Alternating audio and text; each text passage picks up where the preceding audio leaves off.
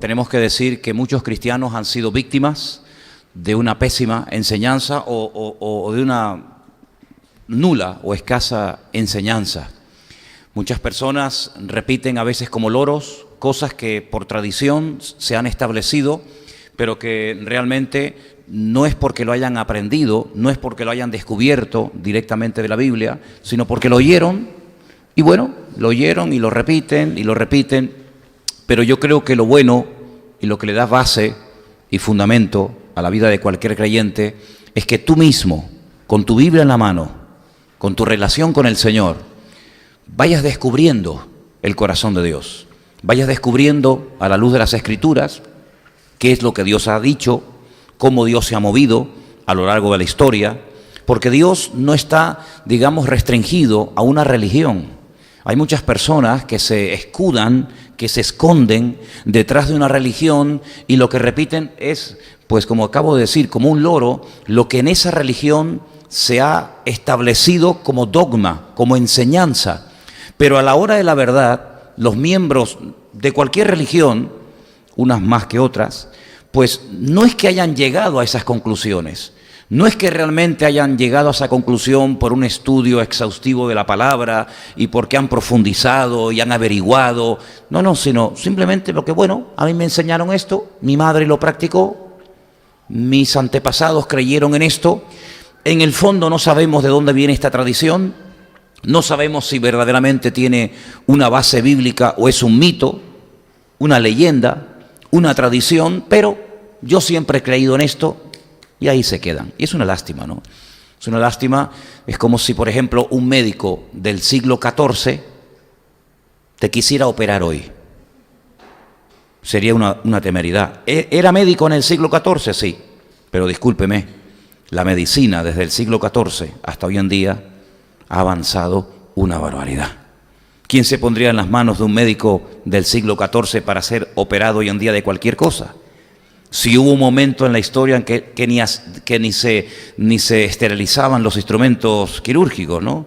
Y había un momento en la historia en el que no se le daba importancia a las infecciones y en cualquier sitio se operaba una persona y ni siquiera había anestesia, ni penicilina, ni antibióticos, ¿no?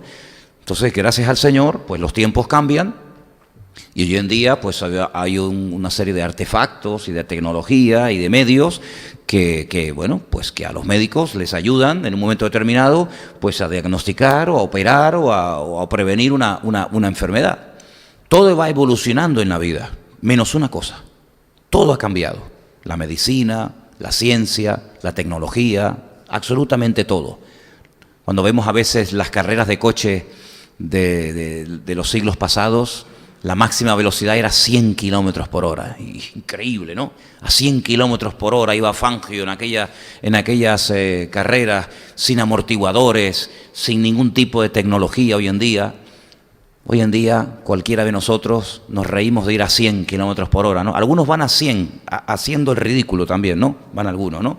Pero se dan cuenta, son velocidades y es una tecnología totalmente obsoleta a lo que ya aquellos aviones de hélices, ¿verdad? Que la gente se montaba en ellos, no había otra cosa, era lo mejor que había y claro, la gente volaba, se iba a América, se iba por ahí en aquellos aviones que hoy en día no servirían ni para ir al Hierro, ni para ir a la isla de al lado, ¿no?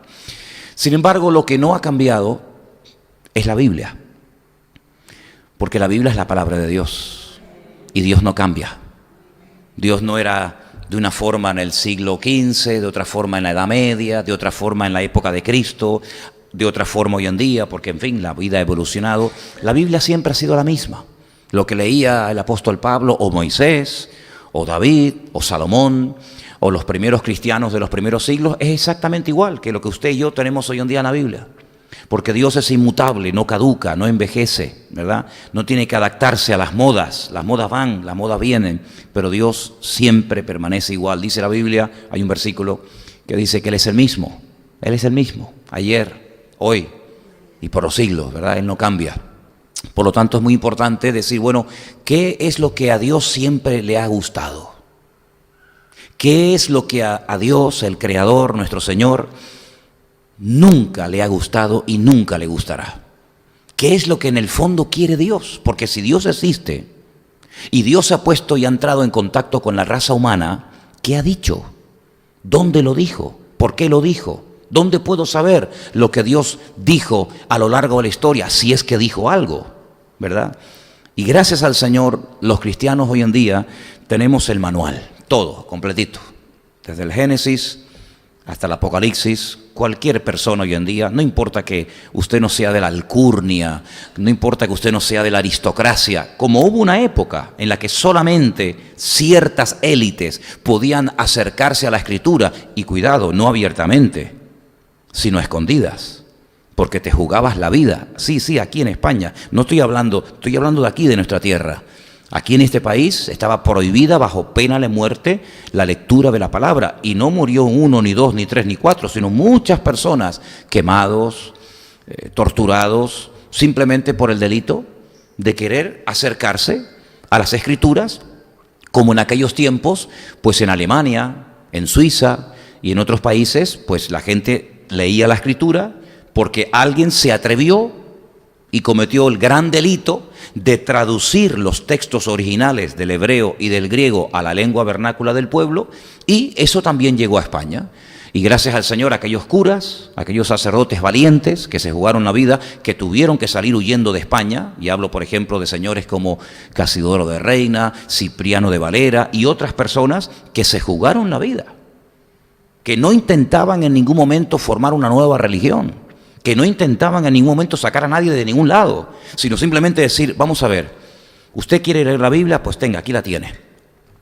Entonces, nosotros hoy en día, en nuestro propio idioma, podemos saber todo el consejo de Dios. Y una de las cosas que Dios quiere es que le conozcamos a Él, pero no de oídas, no por lo que otros dicen, no por las experiencias de otras personas, sino por tu propia experiencia. Y no solamente que lo conozcamos a Él, sino que también conozcamos su palabra. Claro, el gran problema es que muchísima gente pues no leen la Biblia. La tienen, probablemente la tengan, pero no la han leído nunca. Entonces, como ustedes saben, nosotros siempre le hemos dado una importancia tremenda a la palabra de Dios, porque en ella encontramos la fuente, que no está contaminada, que no está manipulada, sino que vamos al origen. Y lo que Dios dice, me guste o no, no voy a discutir con Dios a estas alturas de mi vida, ¿no les parece? Entonces hemos hablado en las últimas semanas acerca de la importancia de tener relación con Dios, comunión con Dios. Pero también hemos hablado de que como seres sociales que somos y miembros de esta congregación o de cualquier otra, pues también el Señor nos ha puesto en contacto con otras personas que también han llegado a la misma conclusión que nosotros. Y resulta que la persona que está sentada a su derecha o detrás o delante de suyo, pues resulta que también cree en el mismo Dios que usted y quieren adorar al mismo Dios que usted, y resulta que aquí nos hemos encontrado sin habernos conocido previamente en la calle, sino que nos hemos encontrado aquí. Y unos vienen de un país y otros vienen de otro país, y ahora unos tienen una edad y otros tienen una edad, pero ahora todos nos encontramos delante del mismo Dios y queremos que Él nos eduque, queremos que Él nos enseñe. Y si en algo tenemos que cambiar, pues cambiemos ya, ¿sí o no? Gloria a Dios. Es como la persona que tiene una enfermedad maligna y se niega a ser operado. No, yo no me quiero operar. Pero mire, es que hoy en día, si usted se opera, hay muchas posibilidades de que usted se salve. No, yo no me quiero operar. Bueno, pues si usted no se quiere operar, pues ¿qué quiere que le diga? No le vamos a obligar. Entonces hemos hablado en estas clases, en estas veces que hemos hablado de todo esto, de la importancia de no solamente mejorar, sino de cambiar. Porque hay gente que lo que busca es simplemente un alivio, un pañito caliente. Que las cosas más o menos se arreglen, pero déjame como estoy. Sin embargo, la Biblia nos habla no solamente de que como seres humanos tenemos que mejorar, evidentemente, sino que tenemos que cambiar. Y como el que nos cambia solamente es el que nos hizo, el que nos creó, que es nuestro Dios, dejemos que Dios a través de su palabra nos moldee y nos dé la forma que Él quiere. Porque yo quiero solamente decirles algo más antes de ya entrar en el tema, y es que cuando Dios creó al hombre, y todos sabemos cómo Dios lo hizo y qué materiales utilizó Dios para crear al hombre, Dios le dio al hombre la forma que Él quiso darle. Le podía haber dado al hombre o le podía haber puesto 2 cabezas, ¿no? Él tenía el derecho de coger aquel trozo de barro y decir, le voy a poner 2 cabezas, 3 brazos y 4 piernas. ¿Quién le iba a llevar la contraria? Si hay un pasaje en el libro de Job donde Dios pregunta y dice, ¿quién me aconsejó a mí? ¿Quién me dio a mí para yo después dar a otros? Él unilateralmente podía habernos dado a nosotros físicamente, ¿verdad?, la forma que Él hubiera querido. Entonces, ahí lo que vemos es que Dios está sentando un precedente y nos está dando una lección muy interesante, que Dios le quiere dar forma, y de hecho lo hizo, a nuestra parte física, pero también a nuestra parte espiritual. ¿Por qué si nosotros no tuvimos ninguna, influencia en Dios a la hora de crearnos? ¿Por qué a la hora Él de perfeccionarnos y de moldearnos espiritualmente hablando? ¿Por qué a veces nos resistimos a la obra de Dios? Adán no se resistió. Incluso después, cuando creó a su esposa, a su compañera, pues a él lo dejó dormido, porque yo creo que si lo hubiera dejado despierto, se hubiera puesto a dar opiniones a Dios. No, así no. Quita un poquito de aquí. Pon un poquito por allá. Un poquito, Entonces Dios le dijo, tú quédate dormidito, que yo te voy a dar la compañera idónea para tu vida, con las medidas perfectas, ¿verdad? Bueno, pues espiritualmente hablando, el Señor le quiere dar forma a tu vida. A nuestras vidas el Señor le quiere dar forma. Lo que pasa es que, claro, ya somos grandes, ya no somos niños pequeñitos, ¿verdad? Entonces ya somos adultos, tenemos una voluntad propia y esa voluntad quedó contaminada, ¿vale? No es malo tener voluntad, es bueno tener voluntad. Y eso que llaman fuerza de voluntad, no es malo tener eso. El problema es que esa voluntad propia, por la educación que hemos recibido, por el país en el que hemos vivido, por la religión que hemos practicado, etcétera, etcétera, etcétera, ha quedado contaminada. Y ya no es una voluntad virgen, una voluntad sana, una voluntad, centrada en Dios y en su palabra, en sus principios, sino que es una voluntad que muchas veces nos ha traicionado. Porque a lo largo de la vida siempre hemos hecho lo que hemos querido, eso es lo que a veces hemos creído, pero a veces ha sido nuestra voluntad, nuestro ego, el que nos ha llevado a creer, a practicar, a ir, a ver, a tocar cosas que sabíamos que estaban mal, pero sin embargo las seguimos haciendo. ¿Por qué? Porque nuestra voluntad muchas veces nos dominó a nosotros. No nosotros dominando a la voluntad, sino que como el mismísimo apóstol Pablo llegó a decir, miserable de mí. Y uno dice, pero Pablo, ¿qué te pasa? Dice, porque las cosas que quiero hacer, no logro hacerlas. Y resulta que me encuentro con un problema, y es que hago lo contrario a lo que yo quiero hacer. Bueno, y entonces, ¿cómo solucionamos el tema? Y Pablo, que era un hombre muy sincero consigo mismo y con los demás, dice, he descubierto que dentro de mí hay como una fuerza interior que me domina y que a veces me controla y me lleva a donde yo no quiero ir. Y por eso Pablo grita, miserable de mí, ¿quién me librará a mí de esta fuerza interior que muchas veces creemos que gobernamos las cosas y que controlamos todo? Pero la Biblia dice que el que comete un pecado termina convirtiéndose, queriendo sin querer, en esclavo de ese pecado, ni más ni menos. Entonces, cuando vamos a la palabra de Dios, nos encontramos que ahora Dios quiere moldearnos dónde, cómo y cuándo. ¿Dónde? En cualquier parte. Pero sin lugar a dudas, como hemos enseñado, la iglesia es el taller de Dios. Es en el lugar donde entramos en contacto con otras personas que más o menos tienen las mismas ideas, ideales y principios que nosotros. Y nos encontramos que Dios pone a nuestro lado personas que no conocíamos de nada, que en un momento determinado nos pueden probar y que en un momento determinado pueden hacernos ver que hay cosas en nuestro carácter, en nuestra naturaleza humana, que a Dios no le agradan. Pero como Dios no habla audiblemente, personalmente a la gente, salvo raras excepciones, lo que hace es que pone a una persona opuesta a ti para que a través de esa persona, con esos choques, ¿verdad?, con esos problemas que a veces pueden surgir, pues el Señor te muestra que hay un área o varias áreas de tu vida en la que necesitamos ser tratados. Y entonces estamos ahora en la segunda parte de este estudio, que es nuestra relación con los demás. Amén, hermanos. Nuestra relación con los demás. Podíamos haber recibido la orden de parte del Señor de decir, mira, el día que ustedes se conviertan, el día que ustedes acepten a mi Hijo como el Señor y Salvador de su vida, tienen que apartarse de la sociedad, Tienen que irse a una cueva al monte, aislarse del mundo, para que de esa manera el mundo no les contamine. Miren, yo les voy a decir una cosa. Nosotros vivimos en una isla y eso significa que estamos rodeados 24 horas al día de agua.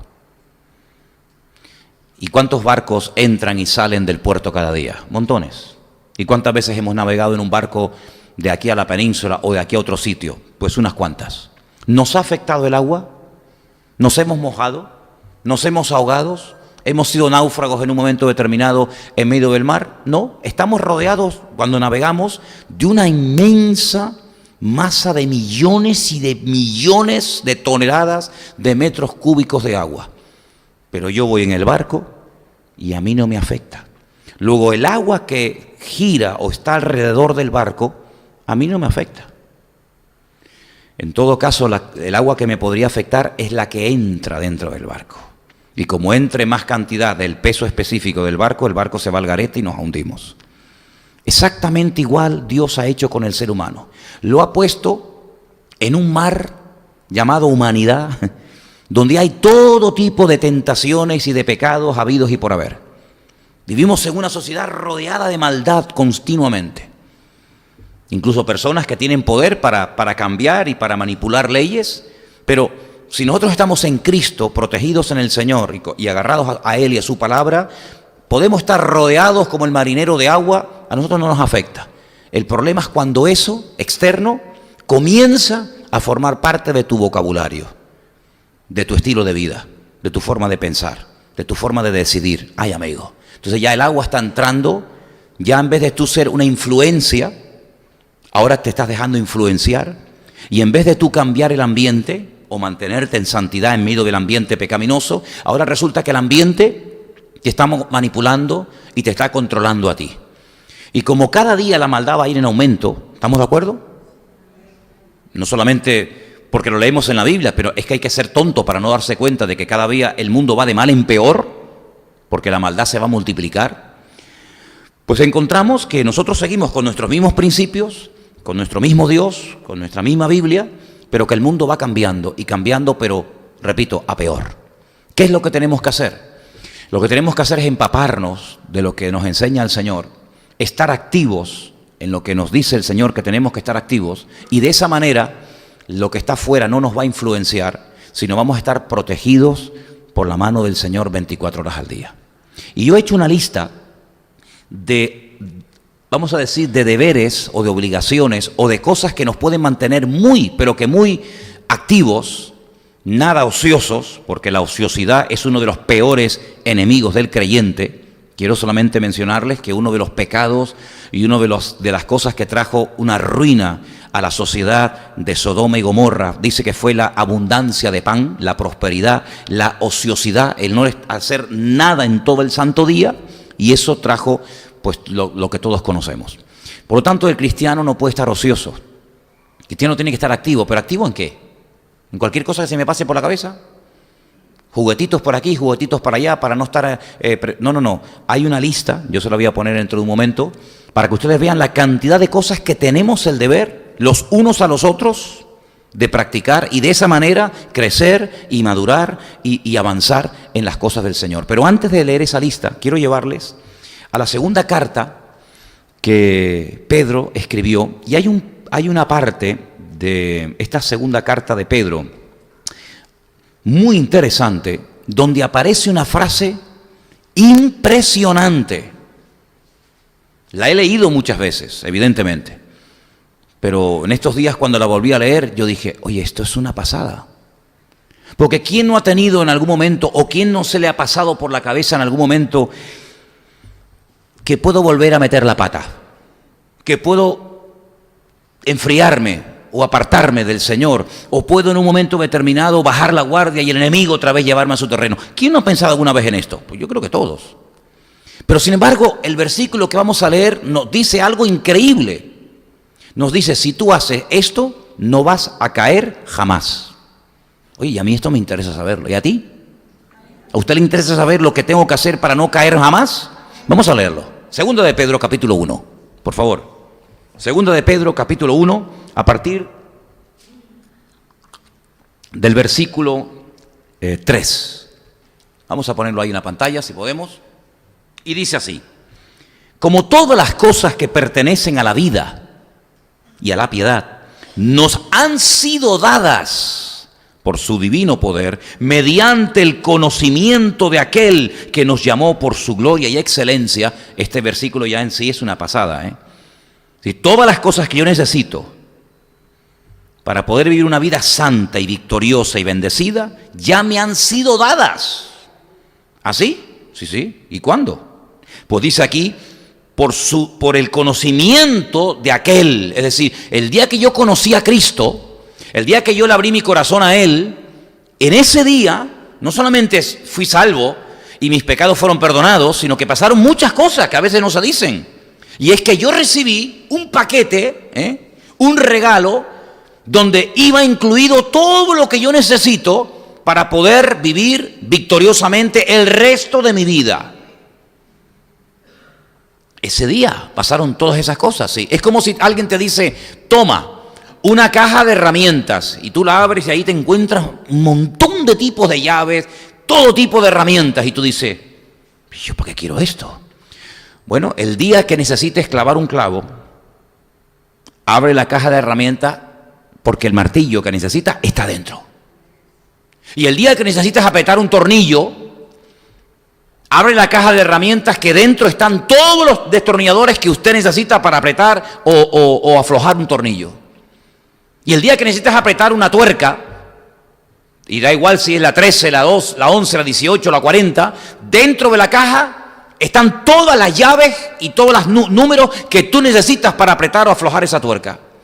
En el sentido espiritual, trasladando el símil, trasladando el ejemplo, te puedo decir que el día que se te presente el problema X, abre la caja y recuerda que el día que te convertiste, no solamente el Señor inscribió tu nombre en el libro de la vida, no solamente perdonó tus pecados, no solamente vino a tu corazón a morar permanentemente, sino que te capacitó, aunque cueste creerlo, te capacitó para toda tu existencia.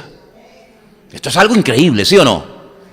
Pero bueno, ahora seguimos en el versículo 4 y dice, por medio de las cuales nos ha dado preciosas y grandísimas promesas, para que por ellas llegaseis a ser participantes de la naturaleza divina, habiendo huido de la corrupción que hay en el mundo a causa de la concupiscencia.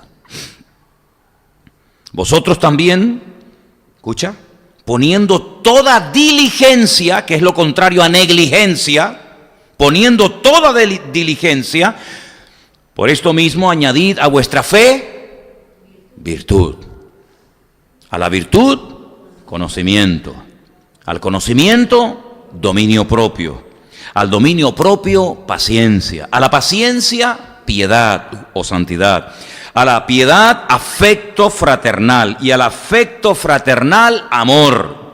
Escucha, este versículo es buenísimo, el 8. Porque si estas cosas, las acabo de mencionar, están en vosotros y abundan, no os dejarán estar ociosos ni sin fruto en cuanto al conocimiento de nuestro Señor Jesucristo. Pero el que no tiene estas cosas, vuelve a leerlas otra vez para que sepas de lo que estamos hablando, el que no tiene estas cosas, tiene la vista muy corta, es ciego, habiendo olvidado la purificación o la limpieza de sus antiguos pecados. Por lo cual, hermanos, tanto más procurar hacer firme vuestra vocación y elección. Escuche, y ahora viene lo fuerte. Porque haciendo estas cosas no caeréis jamás. ¿Cuántos dicen amén? Aquí está, este es el secreto. Si tú no quieres caer jamás, pues ya sabes, ocúpate de estas cosas, dice la Biblia. Y cuando termines con un área, métete en otra. Y cuando termines con esta, métete en otra. Y dice, así no vas a estar ocioso, no te vas a aburrir, no te va a sobrar tiempo, sino vas a estar activo. Eso te va a llevar a dar fruto. Y haciendo esto, además, la bendición, el resultado es que no caerás jamás. Entonces, a mí, hermanos, les confieso en esta tarde que a mí me interesa estar activo en estas cosas. Porque es la única digamos, esperanza que tengo de no caer jamás.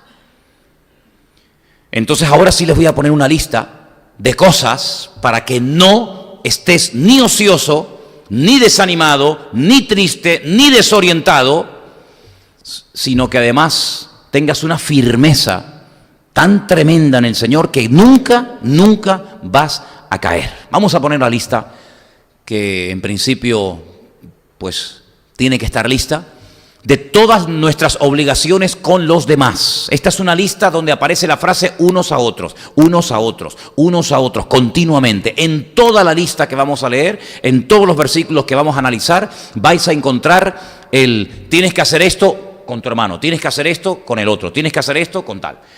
Dice en Romanos 12, versículo 5, Romanos, y aquí en esta carta de Pablo a los Romanos hay varios versículos que vamos a leer. En el capítulo 12, verso 5 dice, así nosotros siendo muchos, somos miembros, somos un cuerpo en Cristo y todos miembros los unos de los otros. Es decir, que nadie puede prescindir de nadie. Así como en el cuerpo ningún miembro sobra. ¿A usted le sobra algún miembro del cuerpo? ¿Alguna pierna, algún bracito? ¿Alguien quiere desprenderse de algún bracito, algún corazón, algún riñón, algún pulmón? ¿Alguien quiere donar algún ojo, alguna córnea, alguna nariz, ¿A qué no? No sobra nada. Es más, dice la Biblia en este capítulo que los miembros del cuerpo que a veces parecen los menos necesarios o importantes, al final resultan ser los más importantes y los más necesarios. Y así como en el cuerpo humano todo tiene una función y cuando un miembro no quiere funcionar estás enfermo, imagínate que las piernas no quisieran trabajar. ¿Cómo te mueves? Imagínate que los ojos se niegan a ver, te quedas ciego. Imagínate que ya no puedes hablar.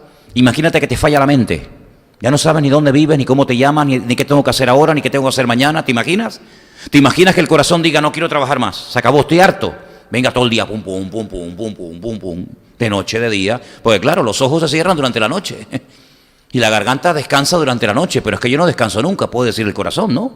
El corazón no dice, oye, déjame descansar 10 minutitos, venga, 10 minutitos, venga, va. Sí, ¿y quién despierta después el corazón? No, amigo, no hay manera, no hay manera. Pues ese concepto tan elevado que tenemos del cuerpo, que lo cuidamos, algunos más que otros, ¿no? Algunos le dan una importancia al cuerpo que yo digo, estos se creen que lo más importante en la vida es el cuerpo, ¿no? Y algunos dedican mucho tiempo al cuerpo y algunos tienen todo tipo de cremas y potingues, habéis visto, ¿no? La crema de la mañana, la crema de la noche, ¿Y qué pasa si te pones la crema de la mañana por la noche y la de la noche por la mañana? ¿El cuerpo lo notará? ¿No? Y ahora el perfume, y ahora la colonia, y ahora el aftershave, y ahora el no sé qué, una importancia impresionante al cuerpo. Pues la Biblia dice que tenemos que darle importancia a todos los miembros del cuerpo. ¿Cuántos dicen amén? Porque todos somos necesarios en el cuerpo de Cristo. Cabeza hay una, Cristo es la cabeza. Cristo es la cabeza de la iglesia, ¿sí o no? Más claro que el agua. Pero miembros hay muchos. Y unos Dios los ha puesto para una cosa, otros los ha puesto para otra, pero no hay ningún miembro que no sirva. No hay ningún miembro que podamos amputar, ningún miembro que digamos, mira, si tú y no vienen aquí, no pasa nada. Sino que todos somos miembros los unos de los otros. Ahora, ¿qué pasa si tú ya tienes claro y tú ya has asumido que tú eres parte de este cuerpo que llamamos iglesia? ¿Qué pasa si tú, por ejemplo, te niegas a colaborar? No solamente te perjudicas a ti misma, sino que me estás perjudicando a mí también. ¿Sí o no? ¿Qué pasa si, por ejemplo, los músicos se niegan a colaborar a partir de ahora en la iglesia? Nos quedamos sin música. Tendremos que cantar a capela. ¿Y qué pasa si, por ejemplo, los que están ahora mismo ahí arriba en las cámaras y en el sonido y poniendo los versículos en la pantalla, se niegan ya a hacer su función? Que a veces como que no se nota, ¿no?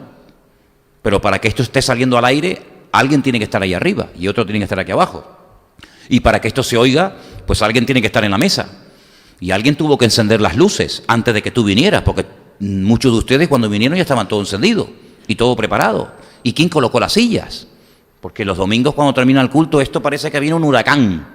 El lunes, si te quieres dar un paseo un lunes a la mañana, cuando entres aquí adentro te vas a llevar un susto terrible. Hay 250 botellas tiradas por el suelo. Las sillas están todas removidas. Todo es un desorden, las papeleras hasta arriba. ¿Y quién coloca todo para que cuando tú vengas todo esté en tu sitio? ¿Tú lo has hecho hoy? ¿Tú lo hiciste? ¿Te has preguntado quién colocó la silla en la que yo estoy sentado? ¿Quién limpió la papelera de los baños? ¿Quién le puso el agua al pastor para que predique hoy y no se nos quede seco el hombre en medio de la predicación? Son tantos y tantos detalles, ¿verdad? ¿Te das cuenta cómo no podemos prescindir los unos de los otros? ¿Y te das cuenta cuando un miembro del cuerpo se niega a hacer su función, cómo todos somos perjudicados? Fíjate qué pequeños detalles. Cuando termina el culto, yo me he dado cuenta que, por ejemplo, sería bueno que alguien, y si alguien se quiere ofrecer voluntario, para mí, encantado de la vida, sería buenísimo que cuando terminen los cultos, alguien se dedicara, por ejemplo, a apagar las luces que quedan encendidas la mayoría. Las luces de los baños de las mujeres, ¿cuántas veces yo he ido a apagarlas? Porque la última que salió no las apagó. Sería buenísimo que alguien dijera, yo a partir de hoy, cada vez que termine un culto, yo me voy a encargar de ir apagando luces. Estupendo. Sería buenísimo que alguien dijera, bueno, si tenemos unos aires acondicionados encendidos, ¿quién se encarga de apagarlos? ¿Quién apaga el aire acondicionado? ¿Y quién lo enciende? Porque que cuando ustedes entraron esta tarde al culto, había más fresquito aquí adentro en la sala que allá afuera. ¿Pero por qué? Porque un rato antes alguien encendió los ventiladores y el aparato de aire acondicionado. Y yo pregunto, ¿y cuando termine el culto, quién se encarga de apagarlos? ¿O quedan encendidos hasta el domingo? ¿Quedará encendido el aire acondicionado hasta el domingo? Bueno, a veces ha ocurrido que he venido al día siguiente y me he encontrado los aire acondicionados o los ventiladores encendidos. ¿No sería bueno que alguien dijera, mira, hermano, yo a partir de hoy, cuando termine el culto, cuenta conmigo, yo voy a ir por los baños y voy a ir por los ventiladores y los voy a ir apagando? Estupendo. Fíjate qué forma tan sencilla de colaborar. Fíjate qué forma tan fácil. Y son las funciones que todos y cada uno de nosotros podemos hacer porque somos todos miembros del mismo cuerpo. ¿Cuántos dicen amén? A veces he visto personas que tocan la guitarra con los pies. ¿Habéis visto alguna vez a alguna persona en YouTube, ¿no? En Internet, ahí, en Internet se ve de todo, ¿no? ¿Habéis visto a alguna persona tocar la guitarra con los pies? Yo sí. Hasta personalmente lo vi una vez. Toca mejor que yo con las dos manos. Pero es normal. ¿La guitarra se inventó para que se tocara con los dedos de los pies? No. En Navidad, generalmente, en la época de la Navidad, a veces venden postales o venden, calendarios de personas que han hecho unos cuadros preciosos con la boca. Se ponen un pincel y pintan. Vamos, yo, hermanos, ni con las manos soy capaz de dibujar lo que esta señora ha escrito con la boca. Pero ¿se ha diseñado la boca para pintar?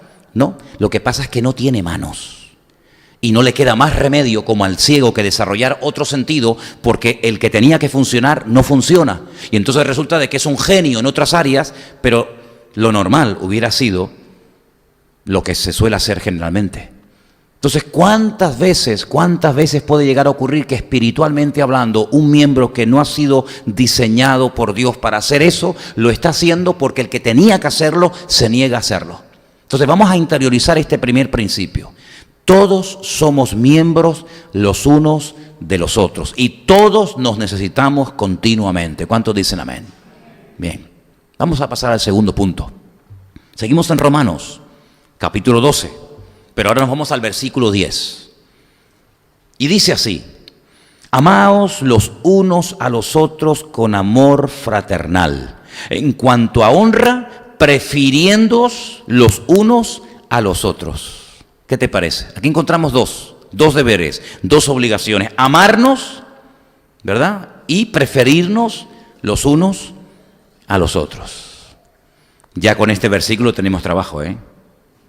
Ya con este versículo tenemos trabajo tremendo.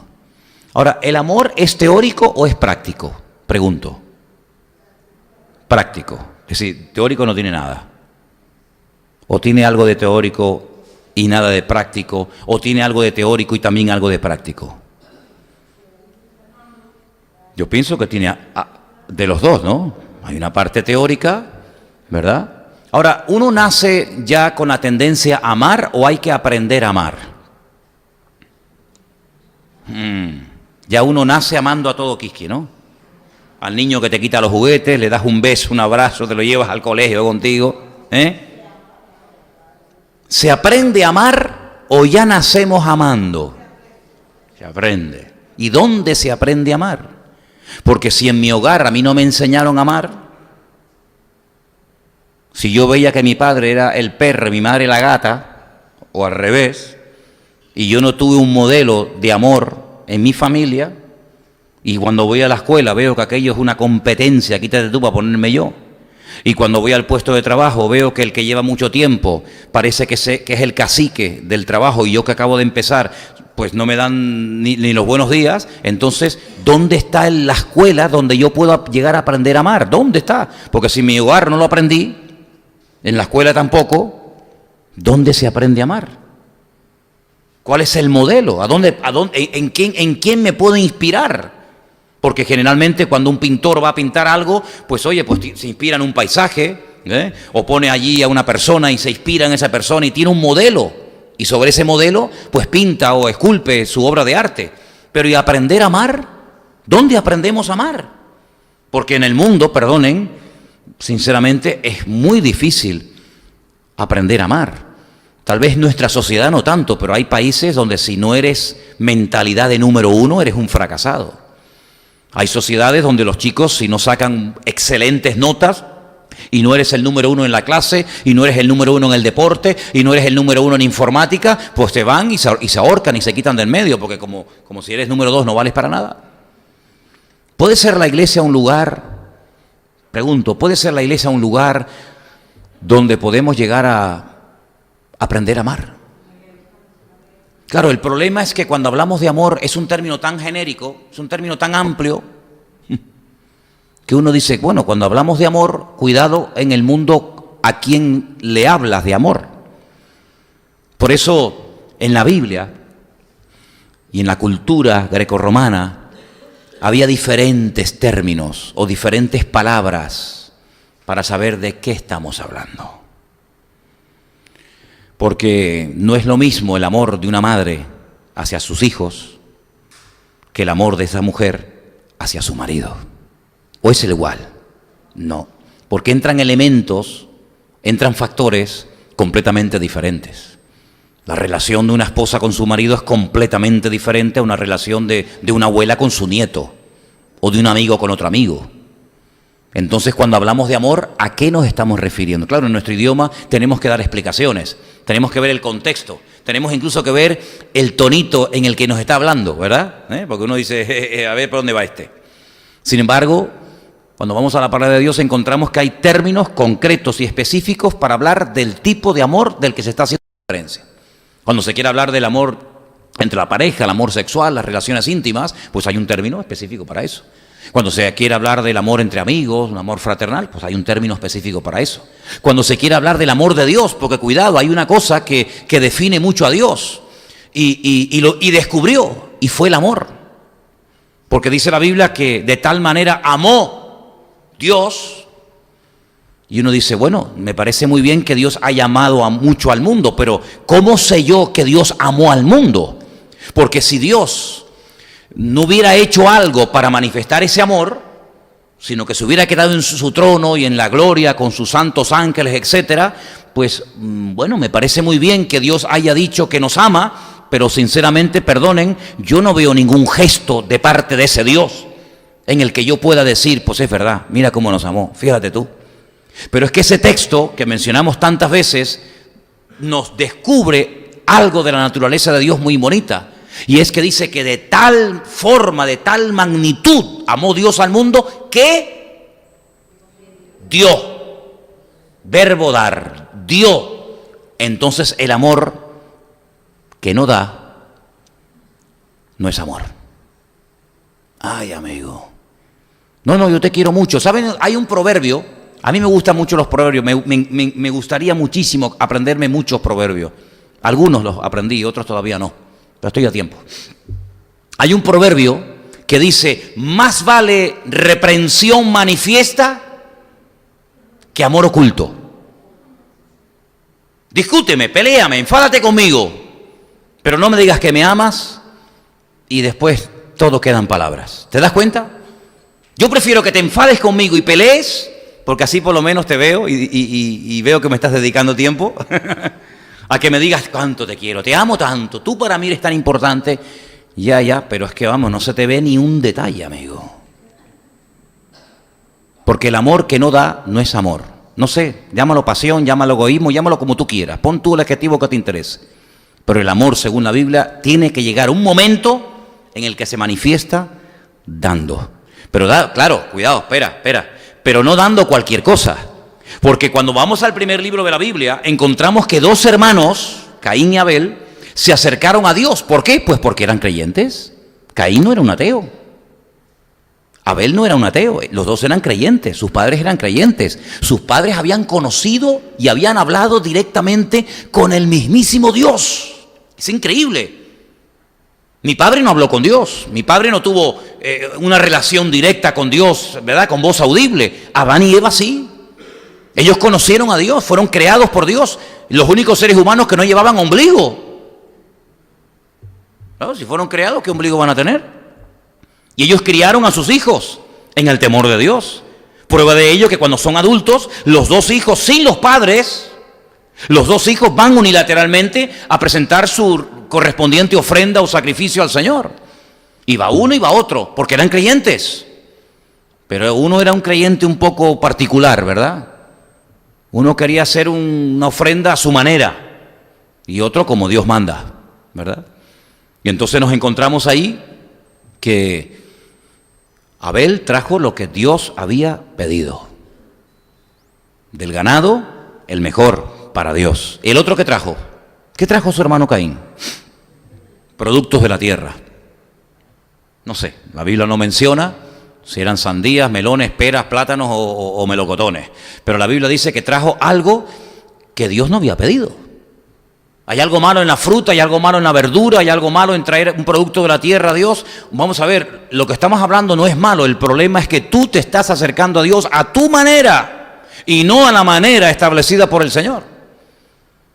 Ahora, cuando alguien iba a acercarse al Señor para ofrendar, y la forma era a través de animales, todos sabemos, no podían llevar cualquier animal. Si ustedes leen, por ejemplo, el primer capítulo del libro de Malaquías, ¿se acuerdan?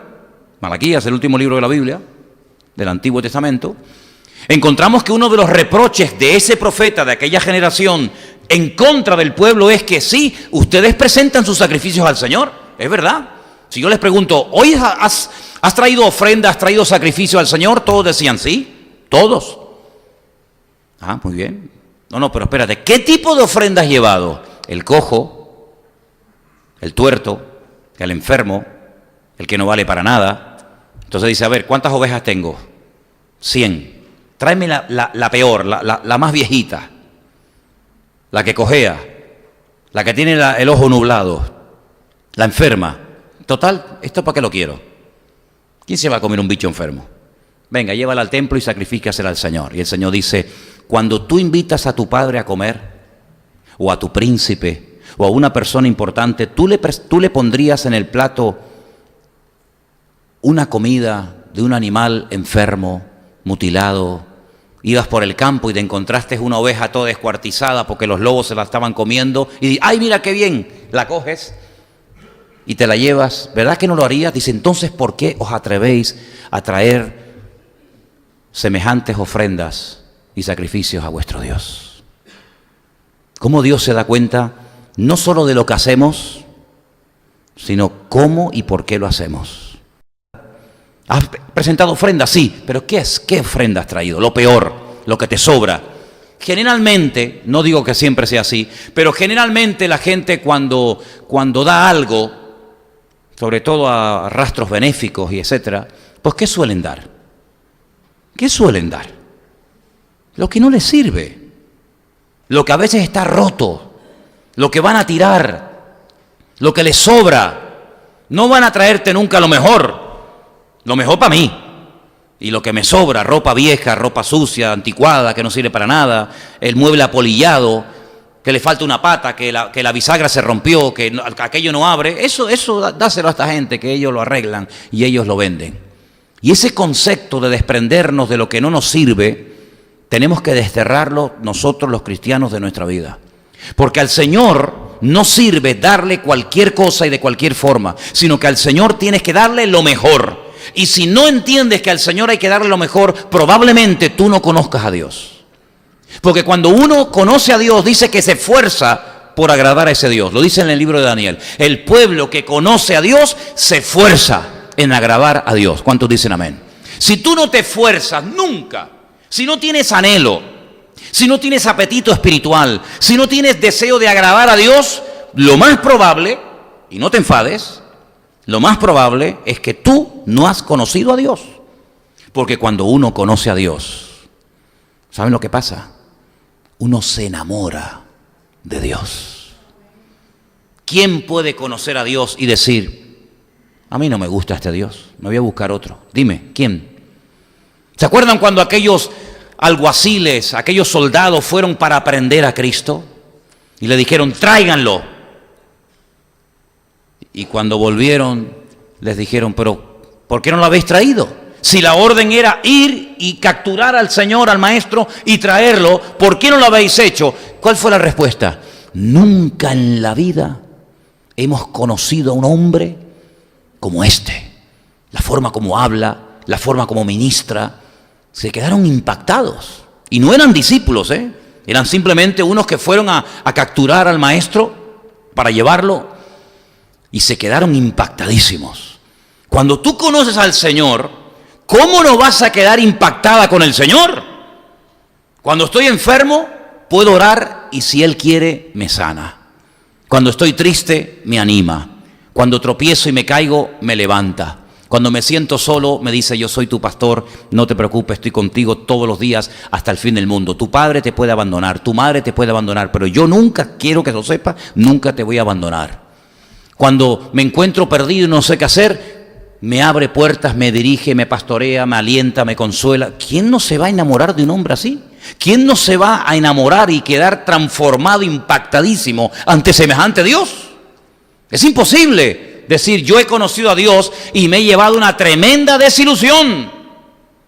¿Dónde está el buzón de ¿cómo es?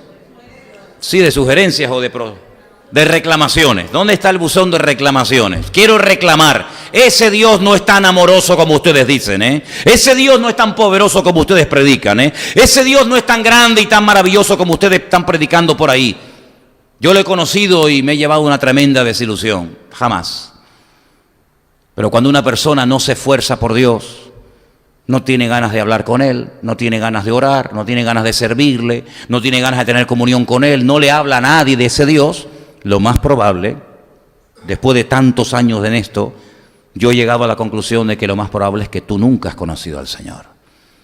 Porque cuando tú conoces o encuentras o tienes algo que para ti es lo máximo, se nota, amigo, se nota. Cuando alguien se compra un coche nuevo, se lo quiere enseñar a todo el mundo, ¿sí o no? ¿Verdad? Cuando alguien tiene algo que le ha impactado tanto, lo quiere enseguida decir, oye, mira lo que me compré, mira lo que tengo, ¿y qué te parece? Y tal y cual. Pero cuando tú no presumes y cuando tú no tienes ningún anhelo de hablar de tu Dios, lo más probable es que tú no conozcas a Dios. Porque una de las primeras cosas que una persona siente cuando conoce a Dios es que quiere que todo el mundo sean como tú. ¿No te pasaba a ti?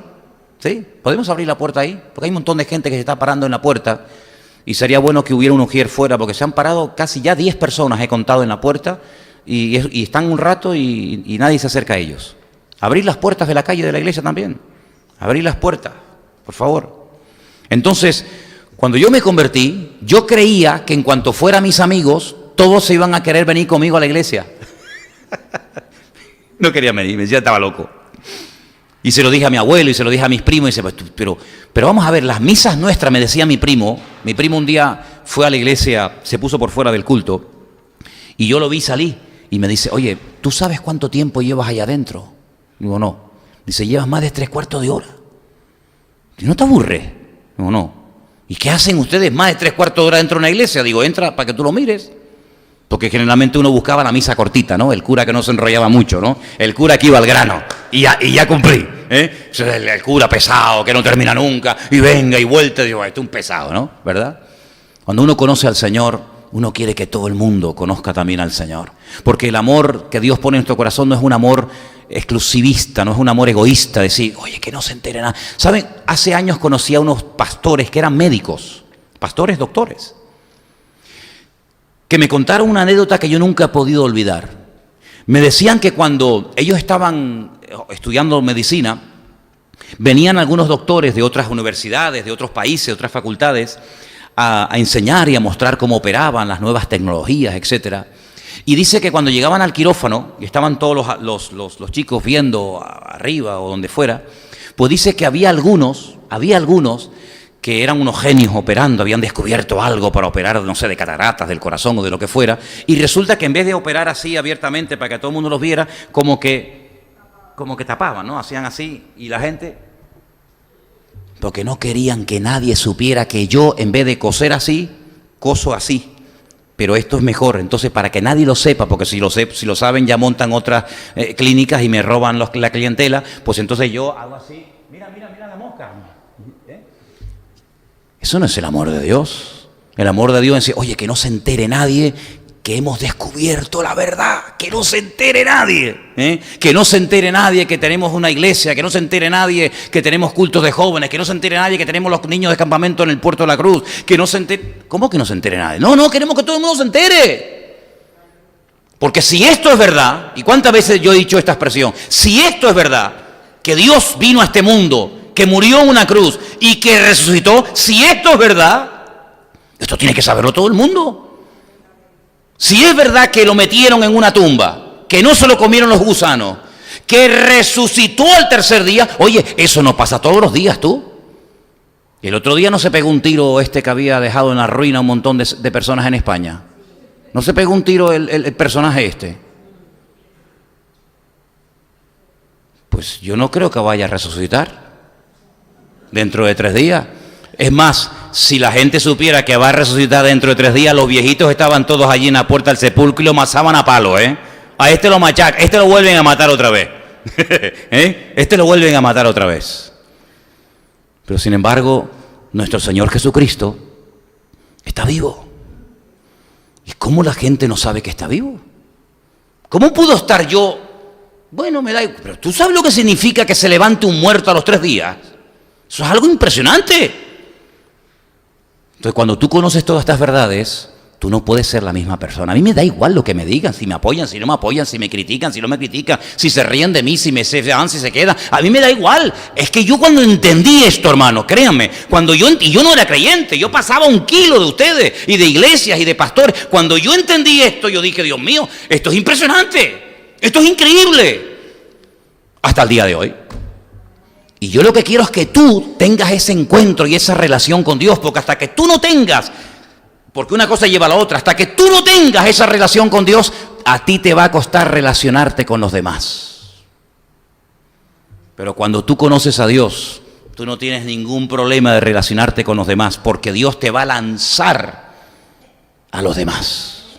¿Cuántos dicen amén? Entonces, dice que tenemos que amarnos. Claro, ya sé que algunos estarán pensando, pero hermano, ¿no hay un versículo que dice que también tenemos que soportarnos? Sí, lo tengo apuntado, mire, aquí tengo la lista, aquí la tengo. No tuve tiempo de aprenderme la memoria, ya lo haré. Pero sí, es verdad, hay un versículo en Efesios 4:2, y voy a dejar que uno cualquiera de ustedes lo lea. Efesios 4:2, creo que es ese, que aparte del que hemos leído de amaos los unos a los otros, aparece otra palabra. La de soportaos. Ay, amigo. A ver, ¿quién lo lee, por favor? Dice, con todo humildad y mansedumbre, soportándoos con paciencia los unos a los otros en amor. Efesios 4:2. Soportaos con paciencia los unos a los otros en amor. Y vamos a ver, pero ¿y por qué en un lado me dice que tengo que amar y en otro lado me dice que tengo que soportar? Hombre, vamos a ver, hermano, nosotros no somos lumbreras, no somos muy listos, ¿verdad?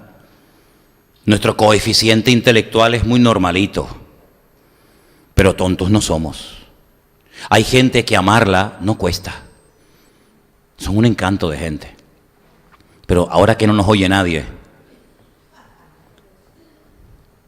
no hay gente que dice, Señor, dame amor para soportar a este, Señor. Porque si fuera por mí te lo mandaba ahora mismo, en paquete urgente y certificado, con acuso de recibo y sin devuelta. Hay gente que dice, Señor, de verdad que me cuesta tanto amarte, en serio, me cuesta tanto amarte. Si no fuera por la gracia de Dios, y yo se lo digo sinceramente, hermano, si no fuera por la gracia de Dios, es que de verdad es que eres tan seco, tan frío, tan pasota. No dices ni buenas tardes ni nada, siempre ahí amargado, siempre con tus rollos. La verdad es que, Señor, ayúdame a soportarlo y cuando lo soporte después llegaré al otro nivel, al del amor, ¿no? Pero ¿cómo el Señor sabe la naturaleza humana que nos dice las dos cosas? Amaos y soportaos.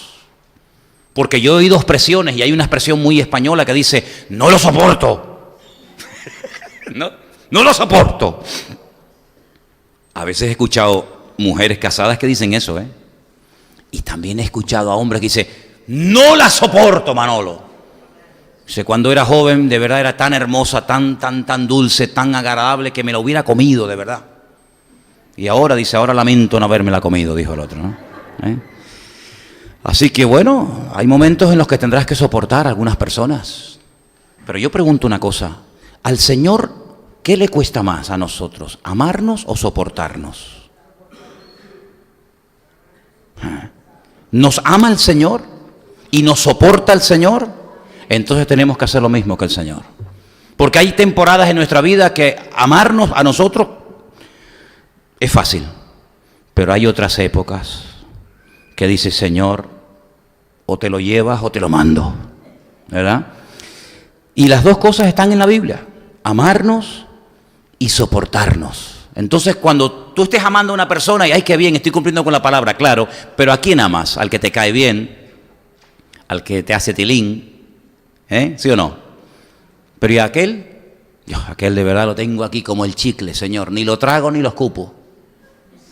Bueno, pues entonces pídele al Señor, como dice aquí, con paciencia, soportaos los unos a los otros, y después, si superas eso, el Señor te llevará al otro nivel superior, que es el del amor. ¿Se dan cuenta cómo hay trabajo y haciendo esto no caeremos jamás? Ya haciendo esto, imagínate. Seguimos un poquito, venga. Tenemos Romanos 14:13. Voy a pedir la participación del que quiera y que me lea este texto. Romanos 14, versículo 13. También es muy bueno, porque vamos a encontrar cosas que no debemos de hacer y cosas que sí debemos de hacer. Las dos cosas son importantes, ¿vale? Es como los mandamientos. No matarás, no, pero después hay otras cosas que sí hay que hacerlas, ¿vale? Entonces, Romanos 14:13, ¿qué nos dice? Por favor.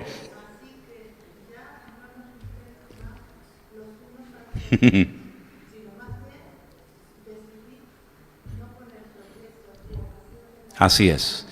No nos juzguemos más. Luego ya lo habían hecho. Si no nos juzguemos más es porque ya lo habían hecho. Si no, diría, no juzguéis. No nos juzguemos más, entonces ya lo has hecho. No nos juzguemos más los unos a los otros. ¿Y qué es lo que solemos juzgar de los demás? ¿Qué es lo que solemos juzgar? Seamos sinceros. Pues a veces lo que no nos gusta.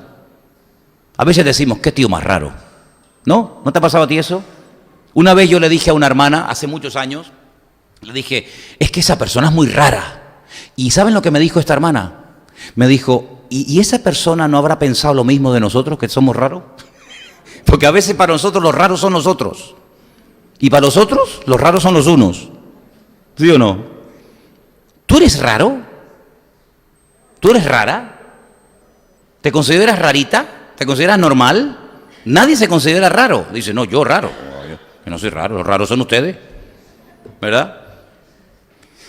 Sin embargo, queridos hermanos, yo creo que no hay personas más raras en el mundo que todos y cada uno de nosotros. Claro. Entonces, cuando vemos a una persona hablar, pensar, actuar diferente a nosotros, automáticamente, por naturaleza, juzgamos. y a veces despectivamente, ¿verdad? A veces según las apariencias, basados en el desconocimiento. Pero la Biblia prohíbe el juzgar negativamente. La Biblia prohíbe el cuestionar a otra persona pasando por alto que yo puedo estar haciendo lo mismo o peor. Bueno, todos conocen el texto de que no estemos tan empeñados en quitar la paja del ojo ajeno cuando hay una viga en nuestro propio ojo. ¿Quién no conoce ese versículo? Hasta los del mundo conocen esa expresión, ¿verdad? Alguien dijo, bueno, cuando tú señalas a una persona, sí, señalas con un dedo, pero hay 3 que te señalan a ti. Son múltiples los ejemplos que podemos poner, ¿no? Pero lo que está bien claro es que no debemos de juzgar. No debemos de juzgar lo que no entendemos de entrada, lo que no nos gusta o lo que no sé qué, sino que tenemos que tener la actitud que tenía Cristo.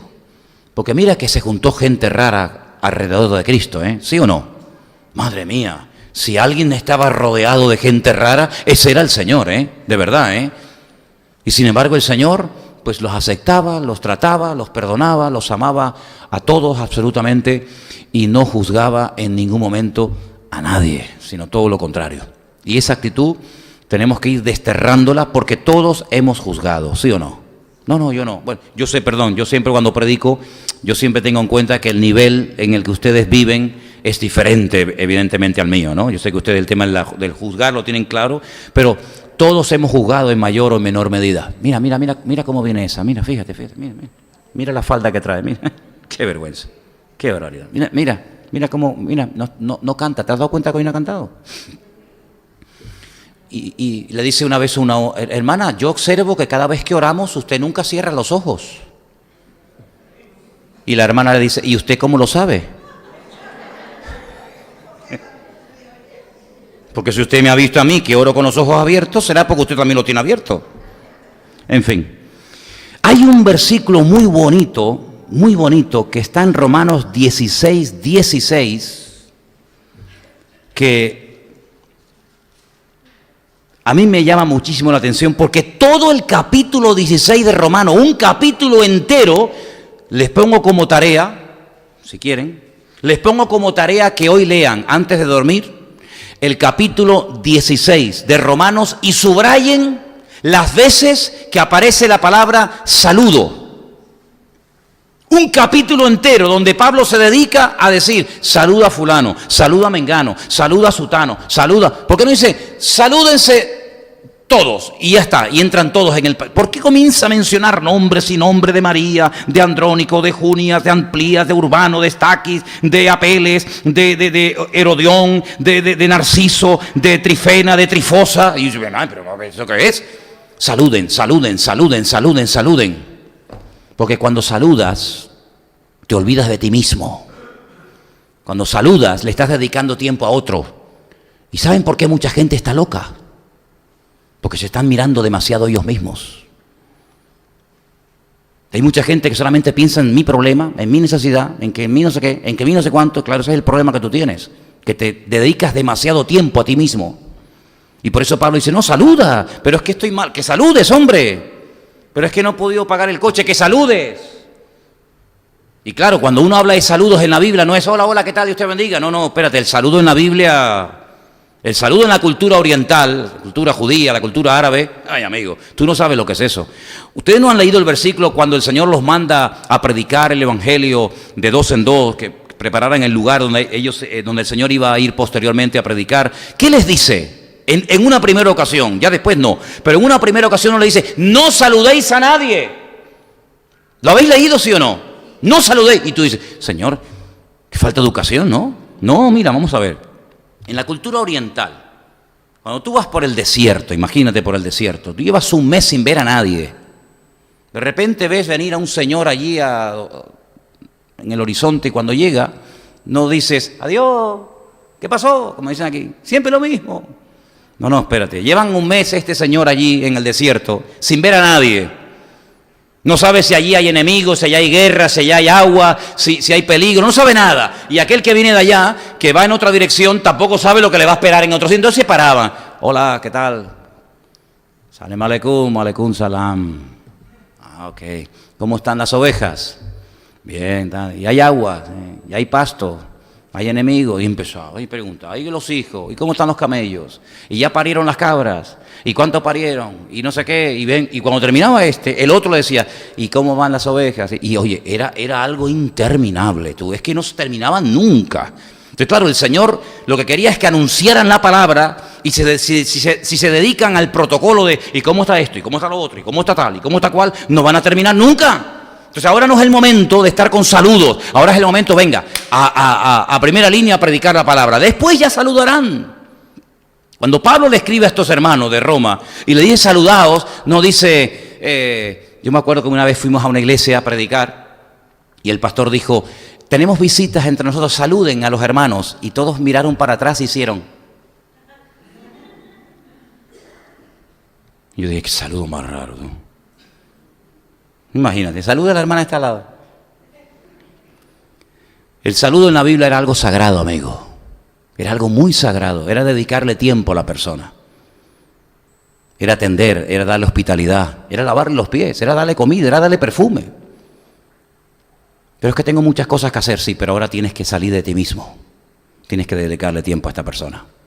Entonces saluden. Entonces el versículo que vamos a leer, el 16, dice, saludaos los unos a los otros con ósculo santo. Os saludan todas las iglesias de Cristo. ¿Qué es ósculo? ¿Ósculo qué es? Un beso. Un beso. ¿Y cuándo fue el último beso que tú diste a un hermano o a una hermana saludándole y preocupándose por él? ¿Cuándo fue? Porque hay algunos que tienen la buena y bíblica costumbre de saludarse, pero hay algunos que como tú no te acerques a ellos, amigo, ni por ahí te pudras, Es que ni por ahí te pudras, Y eso está mal. Y eso es una señal de infantilismo espiritual.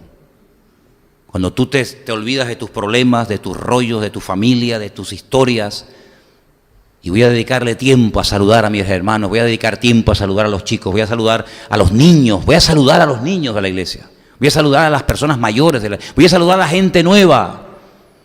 No voy a salir escopetado, sino voy a dedicar tiempo, y aunque tenga que estar 20 minutos uno a uno saludando, yo lo voy a hacer.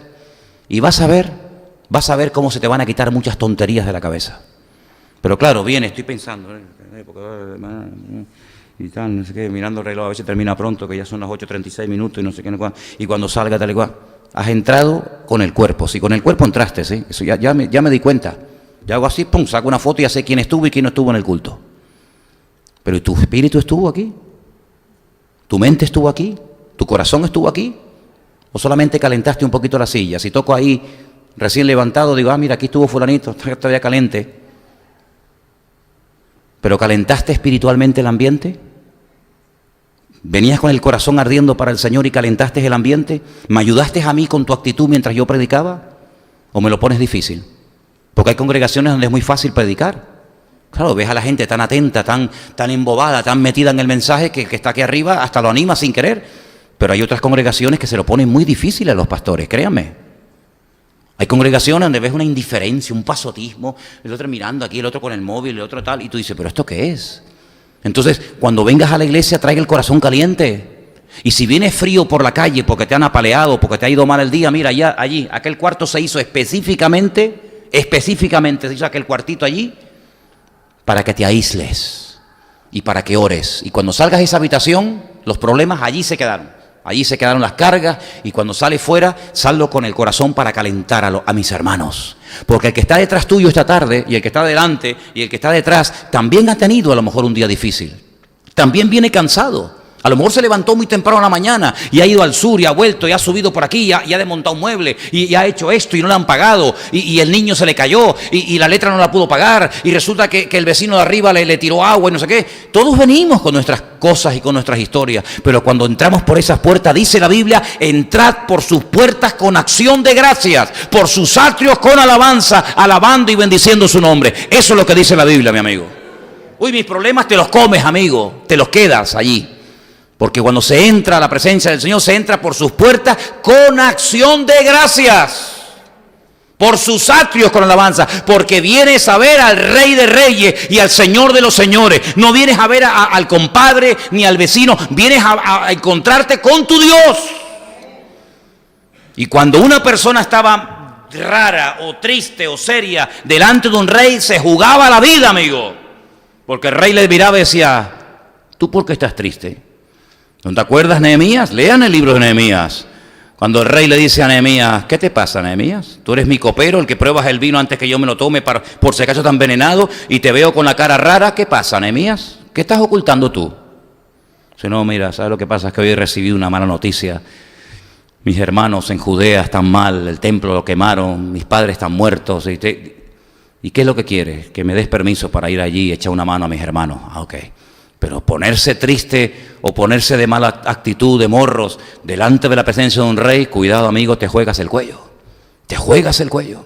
Había todo el mundo que estar ahí, aunque se fueran fingidos, tenían que estar todos ahí fingiendo delante del rey para que el rey no sospechara, porque dice la Biblia que la ira del rey, amigo, la ira del rey era tremendamente peligrosa. ¿Te das cuenta?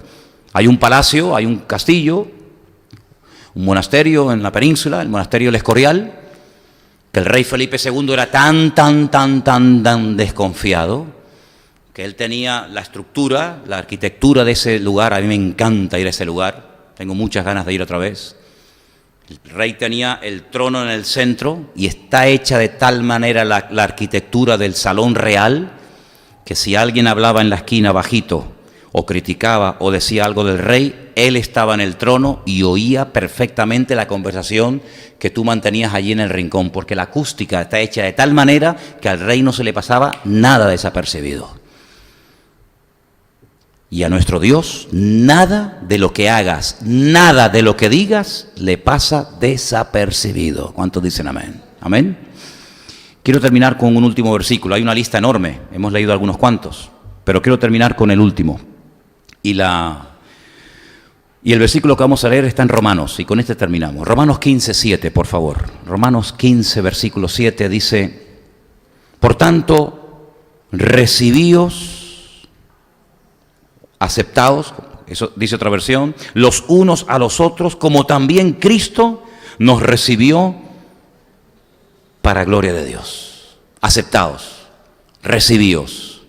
Y si no cambia, igual.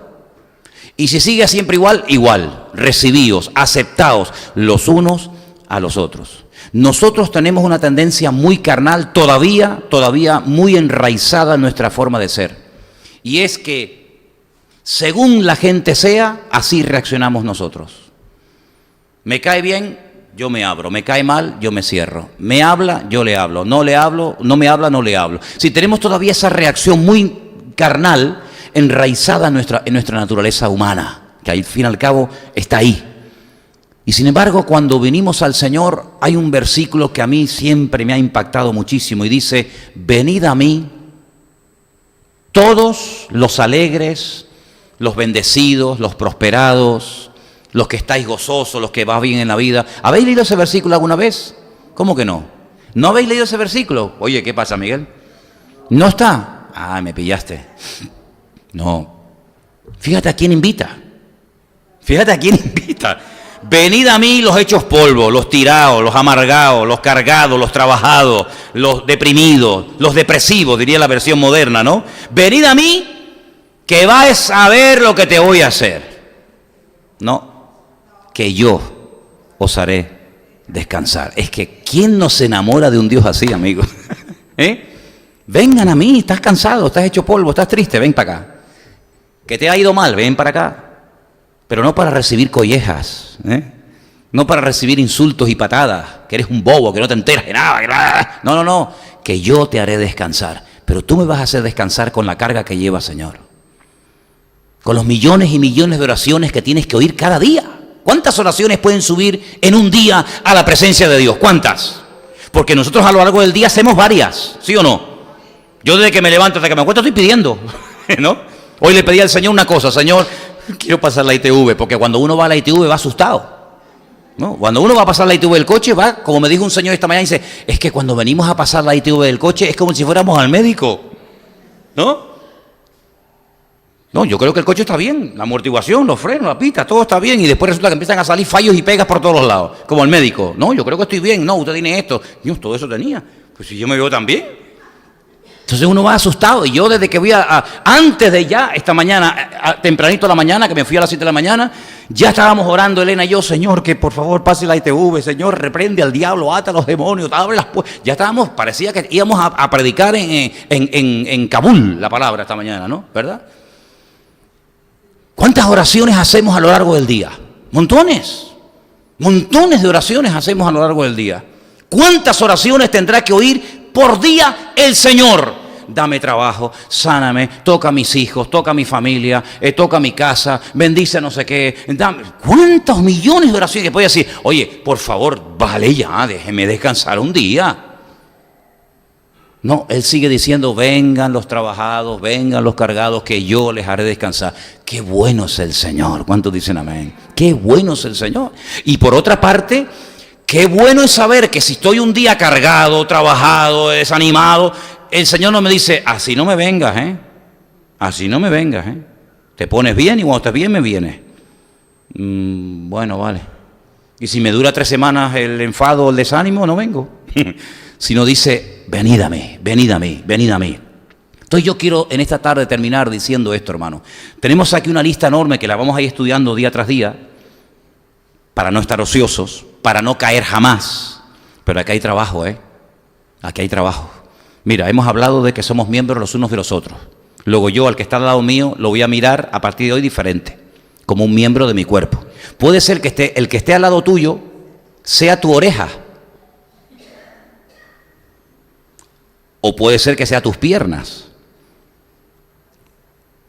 No sé, pero el que está al lado mío es un miembro mío. Hemos hablado de amarnos los unos a los otros, de honrarnos. Hemos hablado de no juzgarnos. Hemos hablado de saludarnos y finalmente hemos hablado de aceptarnos o de recibirnos. Hemos hablado de cosas muy importantes y aún la lista, ni he empezado, porque la lista es impresionante. Entonces, yo creo que aquí hay mucho material y todo es muy práctico y tenemos que ponerlo en práctica todos. ¿Cuántos dicen amén? Amén. Pregúntale a la que está a tu lado, ¿tú me consideras un miembro tuyo? Pregúntaselo.